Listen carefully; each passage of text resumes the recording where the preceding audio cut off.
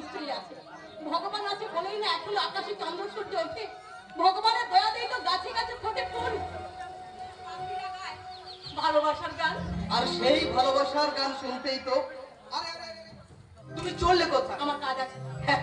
বাপরে বাপ, রাগে দেখছি মুখটা একবারে আষাঢ়ের কালো মেঘ হয়ে গেছে।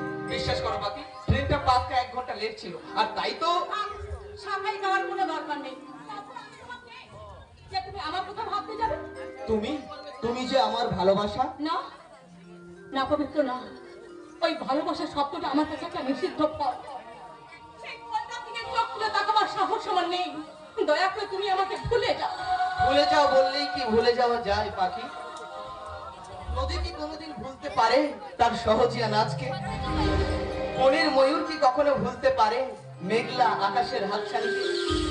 ভোরের শিশির কি কখনো ভুলতে পারে সূর্যের প্রথম আলোকে? পারে পারে পবিত্র পারে। জীবনের প্রতিটা দিনই নতুন সূর্য উঠে পুরনো স্মৃতিকে পুড়িয়ে দেয়।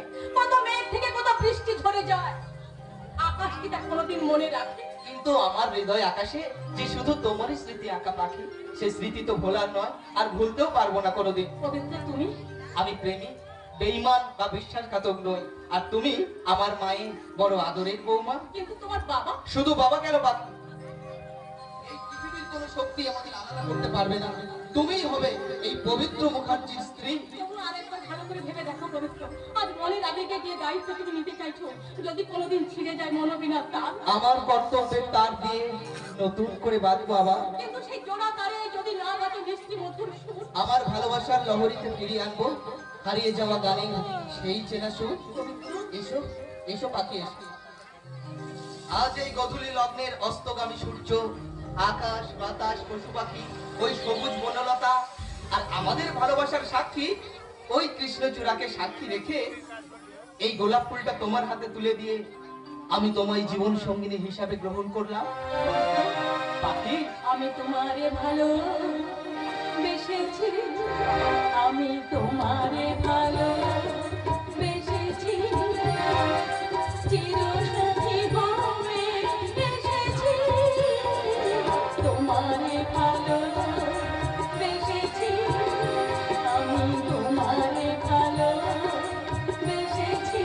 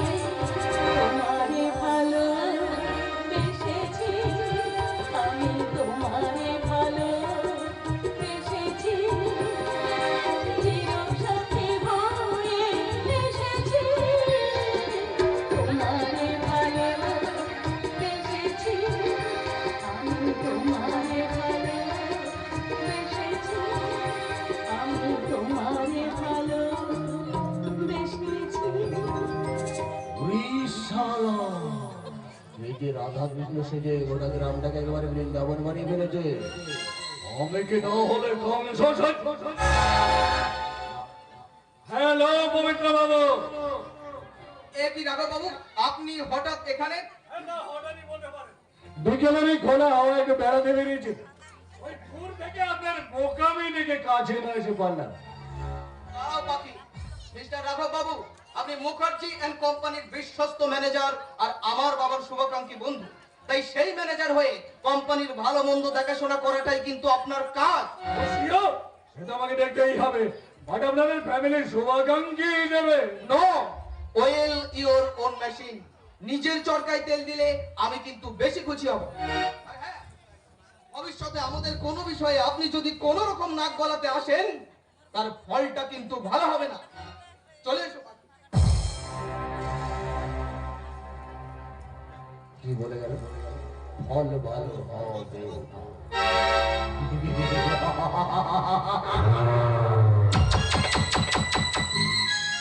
পবিত্র মুখার্জি, যে ফল ভোগ করার আশায় তুমি পাগল, সেই ফল আমি পাখিকে তুমি কোনোদিনই পাবে না। আমি পেতে দেব না। ওই পাখি আমার শিকার। আজ থেকে প্রায় 3 বছর আগের সেই দিনটার কথা আমি আজ ভুলে গেছি।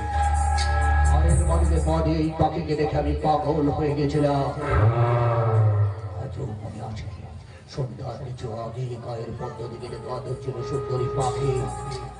আলো আধারে ওকে দেখে মনে হচ্ছিল জলের ওপর সদ্য ফোটা পদ্ম ফুল। আগুন জ্বলে উঠল বুকে।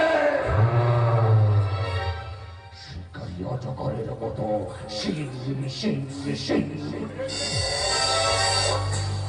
এই জমি পিছন থেকে গিয়ে